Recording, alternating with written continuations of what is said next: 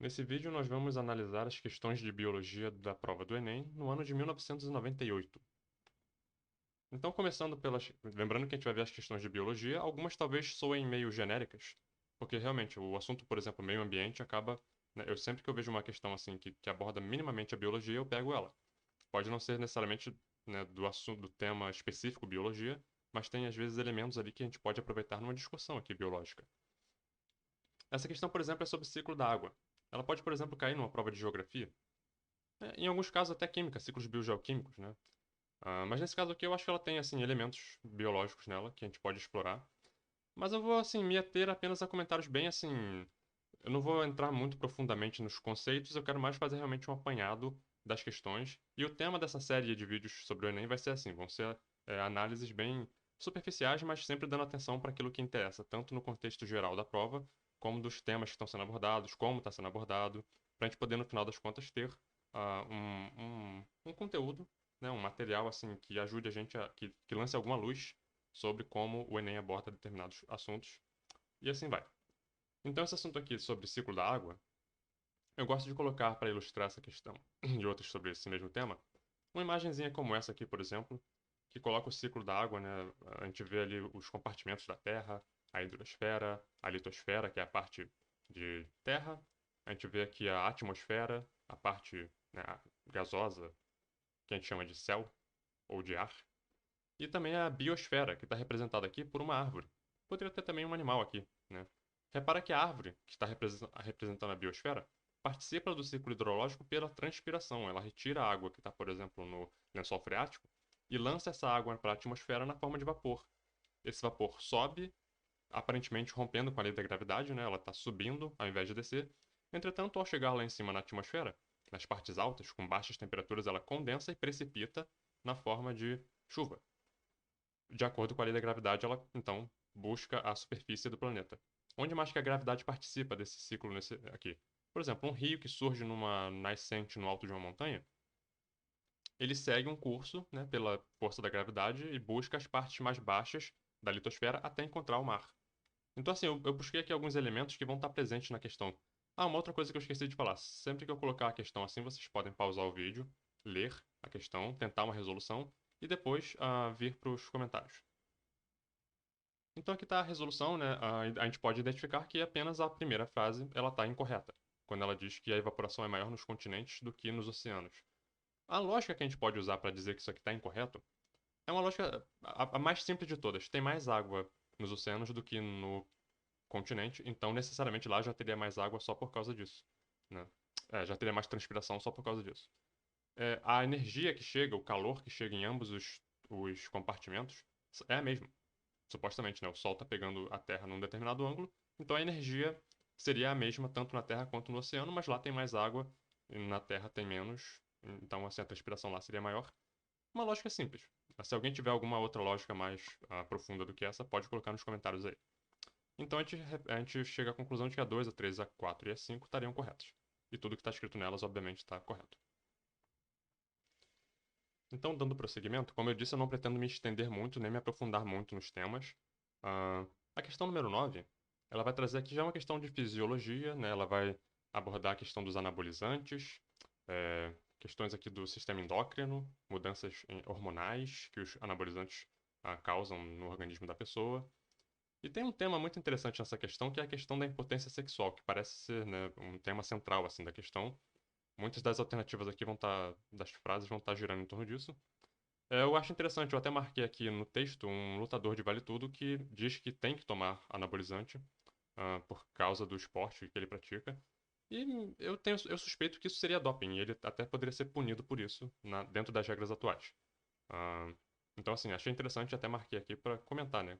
Que como essa questão é de 98, eu não sei como é que eram as regras naquele tempo. Será que mudou alguma coisa? Será que naquele tempo podia? Não sei. Ah, e a questão da automedicação, eu também circulei aqui. Para a gente lembrar que o anabolizante, o hormônio, né, o, a droga, digamos, que em si, ela tem uma função clínica. Ela pode ser utilizada de forma benigna, dentro de uma orientação médica, de uma responsabilidade, né, com doses calculadas. Ela pode ter funções e pode ajudar pessoas, inclusive, em diversas com diversos problemas, às vezes musculares ou de outra ordem hormonal. O problema é quando a pessoa faz uma auto-administração dessa droga de forma irresponsável, de forma não é, calculada, de forma indiscriminada. Isso pode trazer problemas sérios para a saúde. Então vocês já tiveram tempo aí de ler e de tentar talvez uma resolução? A1, quando ela diz que o maior perigo dessa automedicação seria a impotência sexual, eu não acho que isso está correto. O maior perigo provavelmente é o perigo de morte. A pessoa pode vir a morrer por uma irresponsabilidade, né, nesse sentido. E a 4, ela está errada porque ela diz que é mais perigoso para os homens do que para as mulheres, porque tem alguma questão nos hormônios femininos que protegem elas dos efeitos desses anabolizantes. Isso está incorreto, tá? Embora, assim, os ciclos hormonais nas mulheres tenham algumas características peculiares, que, diferentes dos homens, mas eu diria que os efeitos negativos dos anabolizantes nas mulheres também existem, né? Ocorrem também riscos, inclusive em relação à sexualidade, porque tem mudanças hormonais e a sexualidade da mulher, ela, assim como também no homem, mas no caso da mulher, assim, ela é muito mais delicada porque envolve um ciclo mais complexo, né? O ciclo menstrual, vocês podem estudar esse tema. Muitos hormônios envolvidos e todos eles, assim, com uma participação bem num momento específico. Então, assim, qualquer desregulada que dá nisso pode provocar, então, uma série de coisas. Eu diria até que para mulher talvez seja mais perigoso, mas aí é um comentário talvez que eu também não poderia talvez fazer, mas enfim. Então eu diria que isso aqui está incorreto, tá? Não, a mulher não está imune de problemas, inclusive de impotência sexual, porque a gente geralmente associa a impotência sexual com a disfunção erétil, digamos. E a mulher talvez, né, por não ter um pênis, não poderia ter disfunção erétil, ok? Mas a impotência sexual, a gente pode colocar assim, problemas de sexualidade não envolvem apenas impotência sexual. Por exemplo, a mulher pode ter problemas hormonais, pode ter problemas na libido também, pode ter modificações na anatomia dela, no corpo, que podem provocar também uma série de contratempos. Então, assim, eu acho que, né, a 1 e a 4 estariam incorretas e as outras duas corretas. Então, a letra D estaria correta. Essas duas, as três próximas questões, 25, 26 e 27, são sobre evolução. E elas vão girar em torno dessa imagem aqui. Eu vou ampliar a imagem, dando ênfase aqui nesses nós aqui que eu circulei, que são, eu chamo de eventos de especiação. Um termo assim que eu estou colocando aqui de forma talvez meio ah, corajosa também. Eventos de especiação em qual sentido? No sentido de que eles vão eventualmente levar à formação de grupos. Grupos discretos, grupos que hoje nós reconhecemos como espécies ou como grandes grupos de similaridade, né, entre os primatas. Então nós teremos os símios do Novo Mundo, os símios do Velho Mundo, o grupo, por exemplo, da espécie, né, do gibão, das espécies do orangotango, gorila, que também tem. Isso são grupos, né? A gente tem assim, o chimpanzé, por exemplo, tem espécies de chimpanzé, gorila, orangotango. E todos esses grupos eles têm uma origem, uma ancestralidade aqui, que essa ancestralidade ela está dentro de uma história evolutiva comum a todos os elementos desse grupo aqui. Todos eles estão unidos por uma ancestralidade que inclusive está nessa raiz aqui, ó, né, há 50 milhões de anos atrás. Então prestem atenção na escala temporal. Vou colocar aqui umas setinhas, ó. Cada um desses nós aqui está associado a uma determinada distância na escala temporal, certo? Então tudo isso vai ser importante para a resolução das questões. Uma outra coisa importante também é a gente pensar na proximidade desses grupos. Quem é mais próximo de quem? Então, assim, estudando árvores filogenéticas como essa aqui, a gente entende que um grupo como esse aqui, por exemplo, que envolve chimpanzé, homem e australopithecus, a gente chama isso aqui de um grupo monofilético. Por que um grupo monofilético? Porque eles têm um ancestral comum, que é exclusivo desse grupo, né? É um ancestral comum a todos os elementos do grupo e exclusivo. Apenas esses elementos aqui dividem esse ancestral comum. Então a gente chama de um grupo monofilético. Isso indica que existe uma proximidade evolutiva maior entre os elementos desse grupo, certo? Isso também é importante para as questões. Então vamos ver as questões. Então a 25, por exemplo, ela tem dois erros. A 2, por exemplo, dizendo que alguns homens primitivos, hoje extintos, descendem de macacos antropóides. Se a gente considerar macacos antropóides, como eu acredito que a questão pontue, como sendo esses quatro grupos aqui, chimpanzé, gorila, orangotango e gibão, e vamos pegar um homem primitivo, digamos, o Australopithecus, um hominídeo, né? Ou talvez até um homem de Neandertal, que não está aqui na imagem, mas, né, que já está extinto. Não faz sentido alguém que está aqui embaixo descender de alguém que está aqui em cima. Entende a lógica? Quem está em cima provavelmente poderia até descender de alguém que está embaixo, embora também seja arriscado a gente falar, por exemplo, que o homem, por exemplo, descende do Australopithecus. Isso também é arriscado dizer porque O Australopithecus ele é uma forma primitiva dentro desse grupo de hominídeos. Mas a gente não sabe exatamente assim com o grau de precisão para falar ele é o ancestral, sabe? Então assim, a gente tem que tomar cuidado com essas coisas. Mas dizer que alguém que está embaixo descende de alguém que está em cima é completamente errado. E a 4 diz que não existe relação de parentesco genético entre macacos antropóides e homens. E eu falei que todos esses grupos aqui eles estão ligados por uma história comum, uma história evolutiva comum, que está ligado, né, a ancestrais. A gente pode até pegar esse grupo aqui, por exemplo, todo de macacos antropóides e homem, e ligar eles todos a uma ancestral comum que está aqui por volta de 15 milhões de anos. Ó. Talvez a outra imagem esteja mais limpa. Esse cara aqui, né? Que vai formar desde o gibão, o orangotango, etc. Então também estaria errado. E as outras duas estão corretas. Na 26, diz que ele quer saber quem é o grupo mais próximo do homem, no caso. E a gente discutiu, né, a questão do grupo monofilético. Então, os chimpanzés estão mais próximos aqui do homem. Se a gente considerar que o homem está participando, né, desse raio aqui de influência, independente das especificidades da imagem, o homem e o chimpanzé são, dentre os primatas atuais, os mais próximos. Existe uma proximidade genética muito grande, muito maior entre o homem e chimpanzé do que entre homem e gorila, por exemplo. Existem hominídeos mais próximos do homem do que o chimpanzé? Sim, por exemplo, o homem de Neandertal. Ele era muito mais próximo do homem, o Homo erectus, sabe? Homo habilis. Mas esses grupos já estão extintos, certo? Então, assim, não contam para discussão. Dos que existem hoje, o chimpanzé é o mais próximo da gente. Então, a letra B. E a 27 fala sobre a questão a questão temporal, né? Onde é que estaria um ancestral comum de macacos antropóides e homem? E eu já falei que está aqui há 15 milhões de anos. Então, assim, são questões relativamente fáceis, mas que explora um pouco essa coisa, né, de você analisar a tabela e extrair as informações dela para utilizar na construção da lógica da resposta. Aqui temos uma questão de genética e eu também vou me alongar um pouquinho nela, porque eu acho que, embora sejam questões simples, mas tem alguns assuntos assim que a gente pode puxar aqui para dar porque eu acho até que são assuntos importantes da pessoa ter assimilado para ir para uma prova do Enem posterior. Esses assuntos geralmente caem, né, com frequência. Aqui é a questão do DNA. Ele bota então aqui uma figura, né, que é o DNA, uma fita de DNA, uma molécula de DNA de fita dupla. Eu vou ampliar a imagem com alguns detalhes para a gente poder discutir.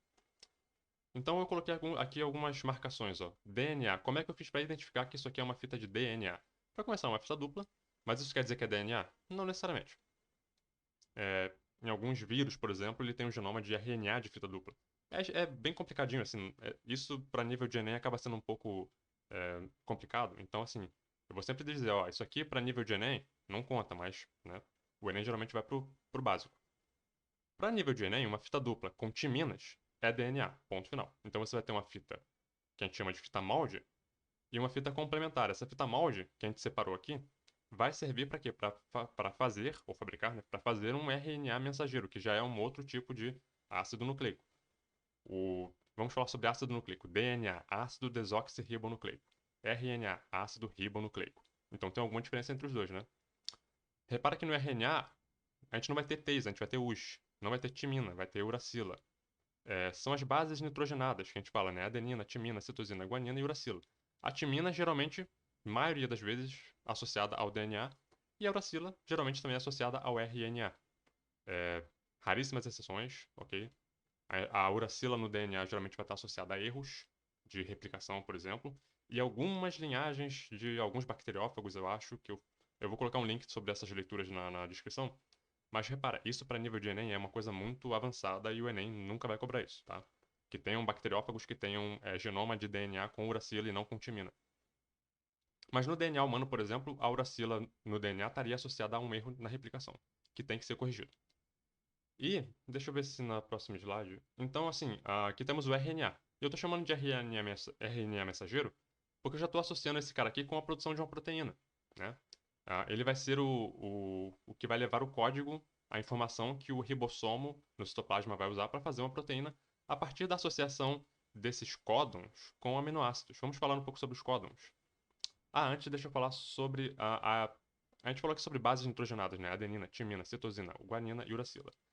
E a estrutura do DNA, ela é composta por nucleotídeos, e esses nucleotídeos contêm essas bases nitrogenadas. Então, repara aqui está uma base nitrogenada. Eu peguei a adenina como exemplo.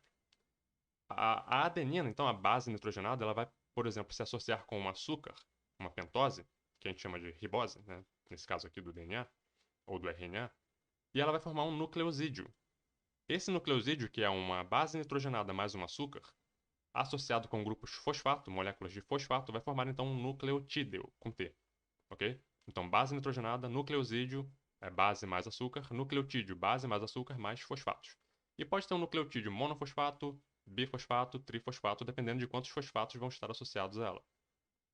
Então aqui a gente tem, por exemplo, o ATP. Sim, aquele mesmo, aquele que você já ouviu falar, o ATP, da energia. Que é um nucleotídeo que tem uma adenina, a base, e mais o açúcar e os fosfatos. A diferença, por exemplo, entre um ácido ribonucleico e desoxirribonucleico está no açúcar. Um açúcar, por exemplo, que tem uma configuração com uma hidroxila aqui, vai ser uma ribose. Se nesse carbono 2 tiver, ao invés da hidroxila, um hidrogênio puro, ele vai ser uma desoxirribose. Então, esse açúcar que estiver presente no DNA, que, por exemplo, no DNA vai ter uma desoxirribose. Então, vai ser DNA. Um nucleotídeo que tem aqui um H, como esse aqui, é um desoxinucleotídeo. A gente pode, né? Alguns termos assim, às vezes eu até invento coisa na hora, mas desoxirribonucleotídeo. E um que tenha a hidroxila vai ser uma ribose, vai ser um ribonucleotídeo. E essa vai ser basicamente a diferença. Então no RNA você vai ter ribonucleotídeos e no DNA desoxirribonucleotídeos. E aqui está, né, uma síntese. Um grupo fosfato, uma pentose, que é o açúcar, e a base nitrogenada. Acho isso interessante porque é um assunto que eu vejo as pessoas discutindo pouco, as pessoas assumem isso como sendo algo assim muito óbvio, mas eu sei que algumas pessoas têm dúvida disso aqui. E voltamos aqui para nossa fita de DNA com os códons, agora que eu já circulei. Repara que cada códon no RNA mensageiro significa um aminoácido. Aí uma outra coisa, aminoácido. O que é um aminoácido? O aminoácido é uma molécula que vai estar ali associada também com a questão das proteínas. As proteínas são formadas por aminoácidos, certo? E cada aminoácido ele é trazido para compor essa proteína a partir de uma informação que está no RNA mensageiro, que são os códons. E cada códon é uma trinca de nucleotídeos. Então aqui a gente tem uracila, adenina, guanina, UAG. Isso significa o quê? Metionina. Então estudem assim, síntese de proteínas, estudem transcrição gênica, tradução gênica, síntese de proteína. Estudem todos esses processos, porque isso tudo assim é bem interessante e é importante saber. Diferença de genoma para código genético, por exemplo. O que é um genoma? Toda a informação genética que está no organismo, certo? E o que é código genético? São essas trincas de nucleotídeos aqui que significam então os aminoácidos. Então eu coloquei aqui um quadro que eu tirei da internet mesmo. Olha só. Por exemplo, a alanina. Ela pode ser trazida, né, por um GCU, pelo um GCC, ou pelo um GCA, ou pelo um GCG. Então, com isso aqui, a gente chega ao conceito de que o código genético ele é degenerado. Porque um mesmo aminoácido pode ser traduzido a partir de diferentes códons. E tudo isso já foi elucidado pelos cientistas. Alguns códons não significam aminoácido nenhum. Então a gente chama ele de stop códon, ou códon de parada. Ali o ribossomo não coloca, né, não chama nenhum RNA transportador com nenhum aminoácido. Então acaba a síntese da proteína ali. E tem o start códon, que é o códon de iniciação, que é o AUG. Como vocês viram aqui, toda proteína, raríssimas exceções, começam com uma metionina. É um dos mistérios da natureza. Por quê? Né? Mistérios da evolução. Mas a maior, a ampla, a extensa maioria, a quase totalidade das proteínas na natureza vão começar com uma metionina. Eu falei que a uracila no DNA, no nosso DNA, por exemplo, vai estar associado a erros. E eu coloquei aqui uma imagenzinha, colocando aqui uma uracila e uma timina, uma do lado da outra. Quem tem olho bom vai conseguir ver como que essas moléculas são parecidas, né? Então, assim, isso explica um pouco a discussão evolutiva sobre como que aconteceu essa coisa da uracila e da timina no DNA é muito profunda e para nível de Enem, assim, não vale a pena entrar nisso. Para quem tem curiosidade, para quem gosta de biologia, eu vou colocar um texto também aí nas referências, em inglês, infelizmente, porque é difícil achar coisa em português sobre isso. Mas é uma discussão bem interessante. Repara como que são parecidos, né? Então, assim, é fácil ter esse erro, ao invés de uma timina, por exemplo, colocar uma uracila, mas isso tem que ser corrigido. E a célula tem maquinária específica para corrigir isso. Eu acho que eu explorei bastante essa imagem aqui, porque a resolução das questões em si.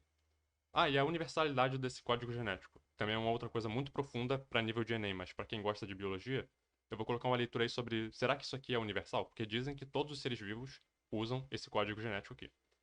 E estatisticamente isso seria verdade, né? Porque a extensa maioria vai utilizar esse código genético aqui para sintetizar suas proteínas. Mas tem aquelas exceções chatas, né? Aquela coisinha assim, aquele 0,001% lá que acaba tendo algumas variações em relação a esse código genético padrão. Então ele é universal, vírgula, né? Para Enem, ele é universal. Mas na vida real tem umas exceçõezinhas ali. E aqui está a resolução das questões. Não tem nada assim de difícil nelas. Isso aqui é um cálculo simples, né? Ele vai te dar aqui que tem 40% de adenina no DNA. Aí a pessoa olhando a imagem, a pessoa vai reparar que a adenina sempre está ligada com uma timina. E uma citosina sempre ligada com uma guanina no DNA.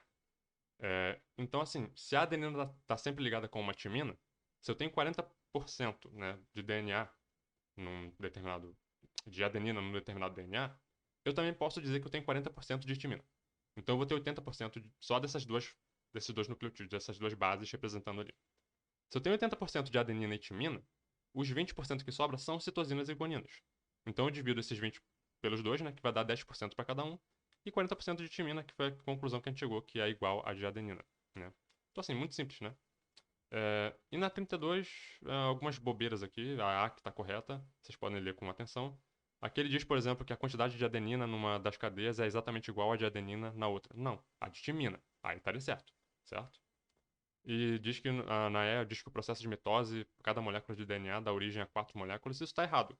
Na mitose, cada molécula de DNA dá origem a uma outra molécula. Então ficam no final 2 moléculas de DNA. Nessa questão 35, isso aqui é para explorar a habilidade da pessoa de tirar informações de tabelas. Então a pessoa teria que olhar as informações que estão nas tabelas e encarar uma situação problema. Você tem aqui que, indo direto ao ponto, né? A qualidade de ar péssima é entre 30 e 40 partes por milhão de monóxido de carbono. Numa cidade que alguém está morando, em São Paulo, sei lá, a qualidade do ar é péssima. Então, a qualidade do ar é péssima, então lá tem entre 30 e 40 partes por milhão de monóxido de carbono. Uh, Ops. E essa questão está associada, né, à quantidade de monóxido de carbono e a qualidade do ar está associada a sintomas. Então, por exemplo, uma pessoa que está num lugar que tem uma qualidade péssima de ar teria, por exemplo, a diminuição da capacidade visual. Se você, né, fizer a relação aqui entre um e outro, você tem que olhar com atenção o que tem aqui e o que tem aqui. E você chegaria à conclusão, então, de que a pessoa teria diminuição da capacidade visual. É uma questão que eu considero também simples, mas ela tem essa coisa da pessoa ter que extrair a informação da tabela. Então, assim, treinem essas coisas de questão assim de tabela, né, de ler tabela, de tirar informações, fazer relações entre uma coisa e outra. Porque é uma coisa que o Enem geralmente também gosta de cobrar. E não só o Enem, mas outros vestibulares também. Provas de concurso, né? Aqui a gente já tem uma questão super longa, olha, que tem um texto longo e que tem depois 3 questões associadas a esse texto. Eu vou ampliar o texto e vocês podem também sempre pausar o vídeo aí para ler. E esse texto vai estar trazendo aqui então 3 doenças, que são a doença de Chagas, a esquistossomose e a ascaridíase, que é a lombriga. Ah, isso aqui é um tema super interessante, super importante para se estudar, ok? Vira e mexe o Enem traz alguma parasitose e vai estar explorando ali algum detalhe, algum conceito em relação a isso. Geralmente associado a questões de meio ambiente, saneamento, né? Mas vamos ver o que tem nessa questão aqui. Então, isso aqui são propostas de intervenção que os governos, talvez as prefeituras, não sei, das cidades, utilizariam para lidar com essas parasitoses. E aí vocês vão ter que associar a parasitose com qual seria a proposta que seria conveniente para lidar, controlar um surto daquele parasito especificamente. Então eu coloquei um quadro aqui sobre esses parasitos que estão sendo tratados na questão, para chamar a atenção para uma coisa. É muito importante quando a gente vai falar de parasitologia que vocês foquem em quem é o agente etiológico. Quem é o agente etiológico? É quem causa a doença. No caso da doença de Chagas, não é o barbeiro que causa a doença, embora, né, a imagem do barbeiro tenha que estar sempre na cabeça da pessoa quando a gente fala de doença de Chagas, ok? Mas não é ele que causa, ele transmite a doença. Né? Ele pica a pessoa e pela picada dele a pessoa recebe, então, é contaminado pelo agente etiológico, que é o Trypanosoma cruzi. Esse cara aqui é o que causa a doença. Medidas para controlar a doença de Chagas, geralmente, se for já num nível de tratamento, a pessoa iria tratar em relação aos sintomas que esse cara aqui está causando. Mas se você quer controlar um surto, por exemplo, você pode também agir nas populações do barbeiro, certo? Em evitar o contato do barbeiro com a população. Isso já seria suficiente. A esquistossomose. É muito importante que a pessoa, quando lê a palavra esquistossomose, pense no caramujo. Porque ele é um dos hospedeiros, ele é o hospedeiro intermediário do esquistossoma mansoni. Ele vai liberar numa lagoa, por exemplo, o esquistossoma vai entrar no caramujo e vai sair do caramujo na forma de uma larvinha, que a gente chama de cercária. E essa larvinha cercária, quando a pessoa, né, bota o pé na lagoa, vai se banhar na lagoa, ela consegue penetrar na pele da pessoa, certo? Então ela entra por via cutânea. Então a pessoa entrar numa lagoa que tem a presença de um caramujo desse, a pessoa pode estar entrando num lugar onde ela vai ser contaminada por esquistossoma mansoni e desenvolver o quadro de esquistossomose. Então, assim, controlar a esquistossomose pode envolver, por exemplo, controlar a população de caramujos. Ou não permitir que os ovos desse parasito cheguem à lagoa e contaminem o próprio caramujo. Coitado, que não tem nada a ver com isso, né? Apenas participe involuntariamente do ciclo. Então você poderia não impedir, por exemplo, a chegada de ovos a essa lagoa. Como? Com saneamento básico. Uma ótima medida. E a ascardíase, que é causada pela lombriga, né, Ascaris lumbricoides, mesma coisa. A pessoa vai se contaminar com os ovos dela no ambiente, por exemplo, comendo uma hortaliça contaminada ou até mesmo bebendo água, não sei, colocando a mão suja na boca. Ela entra por via oral. Então a pessoa quando consome alguma coisa contaminada, consome os ovos, que podem inclusive ter saído da própria pessoa. A pessoa pode se recontaminar, né? Ou contaminar ainda outras pessoas. E então assim, saneamento básico seria uma medida interessante para lidar com isso. Não deixar que os ovos desses bichos fiquem no ambiente. Então as medidas, né, a gente meio que já discutiu aqui. Na 37 seria a 3 e a 5, se vocês leram lá no quadro. Na 38, é, eu coloquei aqui, por que não a 2? Vamos ver a 2 qualquer. Promover uma campanha de educação com relação a noções básicas de higiene, incluindo fervura da água. Por que eu coloquei isso? Porque é claro que a ascardíase, né, como eu falei, é por via oral. A pessoa lavar a mão é importante, né, higiene. A fervura da água talvez seja o ponto aqui, talvez não seja a chance maior de contaminação, talvez não seja por ingestão de água, né? Porque os ovos eles tendem talvez a precipitar e não ficam em suspensão na água. Essa talvez fosse a lógica pelo qual a 2 não estaria correta. Mas eu achava, assim, eu consigo ver cenários em que a pessoa consumindo uma água poderia se contaminar. Por isso que eu coloquei lá, por que não a 2, né? Mas deve ter alguma lógica. Por exemplo, se tivesse 2 e 3, eu teria marcado 2 e 3. Mas como não tem, marquei só 3. Beleza. E na 39 é 4 e 6. Também, né, o doença de Chagas atuando ali na população dos barbeiros, certo? Que também pode ser chamado de triatomíneos, tá? Cuidado com isso. Quando vocês virem doença de Chagas, o barbeiro pode estar sendo chamado de triatomíneo, que é a família Triatomínia que os barbeiros fazem parte. Então o nome triatomíneos pode estar também aparecer em alguma prova. Aqui nós temos então duas questões que estão dentro da ecologia, né? A 41 e a 42. Deem uma lida aí, vamos para a resolução. A 41 fala sobre as adaptações que algumas plantas que moram em locais com baixa disponibilidade de água, às vezes altas temperaturas, elas precisam se adaptar para perder, para evitar a perda de água, certo? Então, assim, caules e folhas cobertas com cutículas é uma adaptação que a gente encontra recorrentemente em plantas que moram em locais áridos, em locais com baixa disponibilidade hídrica. Porque a planta não pode ficar se dando ao luxo de perder água para o ambiente, na forma de transpiração. Lembra lá do ciclo da água, como que a planta transpira? Então, exatamente. Essas plantas elas vão querer evitar ao máximo possível a transpiração. Então, assim, fechar estômatos, não abrir estômatos durante o dia, é uma adaptação também. Né? A cutícula e tudo mais. Então, assim, algumas vão ter raízes muito profundas para pegar água lá no lençol freático profundo, é uma outra adaptação também que pode surgir, né, no cerrado, por exemplo. Então, assim, a C estaria correta.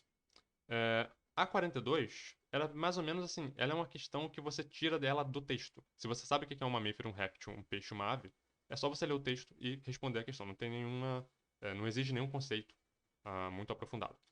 Então também achei fácil, mas a pessoa tinha que ter esse conceitozinho, né, das adaptações. Aqui são três questões seguidas, que também giram em torno desse texto aqui, que fala sobre o estilo de vida de um morador de Barcelona, na Espanha. Não tem muito o que discutir, não. São questões também simples que envolvem a pessoa, mais ou menos assim, conhecimentos gerais. Aqui está então o texto, um pouco mais ampliado, para a pessoa ver, né? Consumo de lixo, consumo de energia, emissão de gases, enfim. Na 47, é aquele tipo de questão assim que a gente acha que sabe, mas no fundo, ninguém sabe exatamente como é que é feito o tratamento da água. Então é interessante estudar isso. Eu reparei que em outras questões, em outras provas do Enem, no futuro, também caiu esse tema. E é um tema que às vezes pega a pessoa, né? Puxa o tapete da pessoa. Eu, por exemplo, errei essa 47 quando eu fiz ela, na vez que eu fiz. Eu lembro que eu marquei a letra A. E a razão pela qual eu marquei a letra A, hoje parece absurda, né? Mas eu queria que tivesse algum rio envolvido na alternativa. Eu fiquei procurando rio, porque em algum momento a água ela sai, né, do nosso esgoto, da nossa casa, ela passa por um tratamento, deveria pelo menos, Depois desse tratamento preliminar, ela vai para um rio onde ela é recaptada e então distribuída, né, de novo para a população. E aí fica procurando rio. E só tinha rio na A e na E. A E está claramente errada, então na minha cabeça tinha que ser A. Só que a A está toda misturada, né? As etapas de tratamento da água estão todas misturadas. As etapas estão na ordem correta na letra D, certo? Como eu queria a palavra rio, eu marquei a alternativa que tinha a palavra rio, né? Enfim. A 48 é só sobre. Isso aqui, na verdade, é uma questão de física, que veio junto aqui, né, no banco. É, transformar energia elétrica em térmica. Não tem nada a ver com biologia, mas tem a ver com o meio ambiente. E a 49 é a questão do monóxido de carbono, que é produto da queima incompleta de combustíveis fósseis. Então, quando o combustível fóssil, a gasolina, por exemplo, é queimada completamente, ela produz dióxido de carbono, CO2. E quando ela é queimada por algum defeito, talvez no motor, algum detalhe lá na combustão, ela é queimada incompletamente, ela forma monóxido de carbono, que é muito mais tóxico e danoso para a saúde do que o próprio dióxido de carbono, que também é ruim, tá? Mas é pior para o meio ambiente. E o monóxido de carbono ele tem um efeito ali mais tóxico para o nosso organismo. Por razões que talvez no futuro nós discutamos em outras provas. Eu coloquei aqui um esquema, né, do tratamento da água que talvez, né, para iluminar um pouco, porque como eu disse, a gente acha que sabe, mas não sabe. Como é feito o tratamento da água? É interessante então a gente dar uma lida nisso. Pesquisa no Google aí como é feito o tratamento da água, etapas do tratamento do esgoto, da distribuição de água. Na 52, isso aqui é uma questão que eu também considero de meio ambiente. Vai falar sobre chuva ácida, né, como ela própria coloca ali. Então, processo de industrialização, emissão de dióxido de enxofre, um poluente. A gente poderia também falar de compostos nitrogenados, que vão para a atmosfera e formam também ácidos. Então, o dióxido de enxofre ele vai para a atmosfera, ele reagindo com o oxigênio na atmosfera e com a água, ele vai no final das contas formar um ácido, ácido sulfúrico. Esse ácido precipita junto com a chuva e a chuva então cai com um pH baixo, ácido. E ela cai no ambiente, ela cai num rio, cai no solo, cai numa vegetação, ou cai até em estruturas urbanas, ela vai causar ali um impacto que é o que? A acidificação daquele material que está em contato com essa chuva ácida, né? É uma chuva, então, que contém ácidos diluídos ali nas gotas da chuva. E a questão foca no impacto urbano, né? As estruturas de mármore, de pedra-sabão, que contém carbonato, os metais, os alumínio, ferro. E aqui um esqueminha, né, da chuva ácida, repara uma indústria emitindo NO2, dióxido de nitrogênio, dióxido de enxofre, reagindo com os elementos na atmosfera, formando então uma chuva acidificada, que vai cair no ambiente, vai provocar impactos, pode também provocar impactos no meio urbano, como a questão explorou. Então, seria, né, todas elas necessariamente sofreriam algum impacto dessa chuva ácida. E eu pontuei aqui que rios, lagos, florestas, solos também podem então sofrer ali, os ecossistemas que dependem, né, desses recursos também sofreriam impactos e a biota sofreria também um impacto por essa acidificação da chuva. Essa já é a última questão, o vídeo talvez já esteja ficando um pouco longo, eu vou ser bem objetivo nela. É uma questão de ecologia que trata aqui de uma dinâmica de população, né? Controle de predadores e presa, e a intervenção humana nesse sistema, e como que a intervenção humana é feita de forma imprudente, de forma precipitada, de forma sem a perícia e o cuidado, né, de uma pessoa que estuda realmente ecologia e sabe os impactos e as demandas e enfim, que entende o equilíbrio, a, como que a delicadeza do equilíbrio ecológico, né?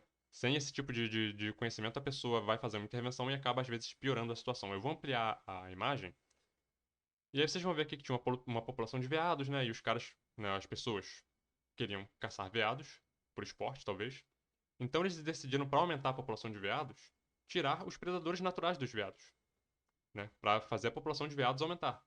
Só que esse aumento na população de veados, ele trouxe um desequilíbrio para aquele ambiente, né? Começou a faltar o quê? Alimento. O ambiente já não tinha mais como suportar aquela população tamanha o aumento do número de indivíduos. Então, a retirada dos predadores que controlavam a população de veados trouxe então um desequilíbrio para aquele ambiente que, no final das contas, se vocês olharem aqui, essa aqui seria uma linha hipotética, né, de como que teria sido a curva, o decréscimo natural da população de veados se eles estivessem sendo controlados pelos predadores. Sem esse controle dos predadores, a população teve uma diminuição muito maior do que teria se tivesse mantido os predadores no ambiente. Então, assim, a relação entre predador e presa, ela é uma relação que ela se autorregula. Às vezes uma diminui, às vezes a outra aumenta, mas eles estão sempre numa regulação natural. No momento que você tira um dos fatores, rola o desequilíbrio e a coisa acaba ficando pior. Então a resolução da questão em si, as 1 e a 2 estariam incorretas, né? A, a 1 aqui, ela inventa uma história aqui de que teria um terceiro, né, um outro tipo de predador que o homem é, não eliminou, e esse predador agora que não tinha mais competidores, ele foi muito mais voraz e acabou, dizimou a população de veados. A gente não pode tirar isso daquele gráfico. Aquele gráfico ele aponta que teve alguma questão ali com falta de alimento, certo? Então a 1, isso aqui foi uma mentira. E a 2 fala sobre a falta de alimentos representou um mal menor. Se a gente olhar no gráfico de novo, se tivesse os predadores, a população teria diminuído só até aqui e depois teria subido de novo. Sem os predadores, faltou alimento e olha o que a falta de alimento provocou. Diminuiu muito mais do que teria diminuído. Então a 2 estaria incorreta também. A 3 e a 4 estariam corretas, tá?